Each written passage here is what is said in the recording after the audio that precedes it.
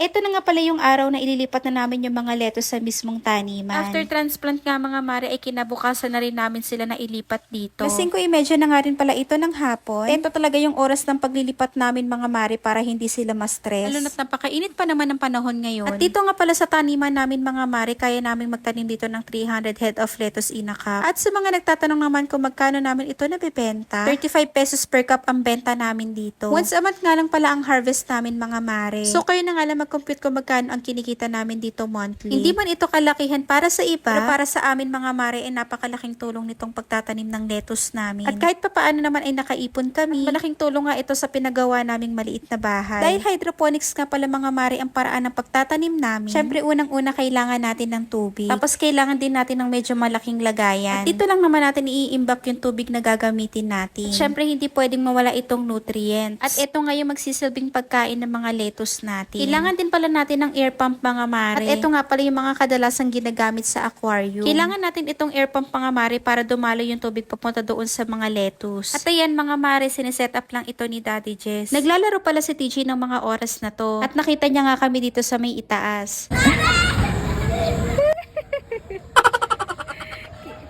Tuwang-tuwa nga ang mga batuta at tumatalon pa sa tuwa. Dati nga pala mga mare, ang taniman namin ng lettuce ay nasa second floor lang. Kaya napagawa nga kami ng bahay mga mare. Kaya inilipat namin itong taniman sa third floor. At ito naman ang aming fur baby na si Moana. Nagpapakuha nga at gustong umakyat dito. Akyat dito. Akyat. Gusto umakyat. Akyat ka dito. Ha, akyat ka dito. Abay, syempre hindi natin matitiis yan at iaakit talaga siya dito sa taas. At eto na nga mga mare, ipapakita ko na sa inyo kung paano dumadalo yung tubig papunta sa mga lettuce. Simula sa imbakan ng tubig, higupin ng water pump yung tubig papunta dito sa may tubo sa itaas. At eto na nga yung tubig na dadaloy dito sa ating mga tanim na lettuce. At ayan mga mare, ganito lang naman yung itsura sa loob nitong mga tubo. Tapos i-check lang natin kung lahat ba ay nasusuplayan.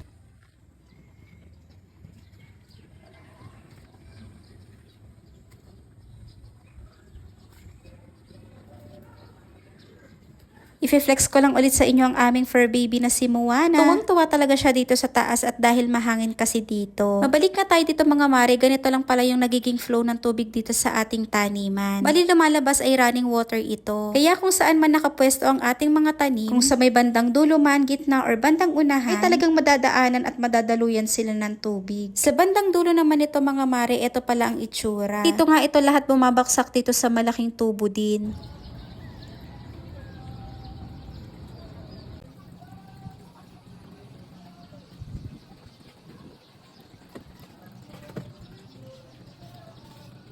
At dito naman sa may bandang gitna nito mga mare. At ito naman yung tubong nakakonekta pabalik doon sa imbakan ng tubig. So ayan mga mare, pabalik-balik lang yung tubig dito sa system. At ito lang naman ang simpleng taniman ng lettuce namin mga mare. Di pa talaga ito masyadong maayos dahil kinapos na rin kami sa budget. I-update ko na lang ulit kayo mga mare at pare. Ayun lang.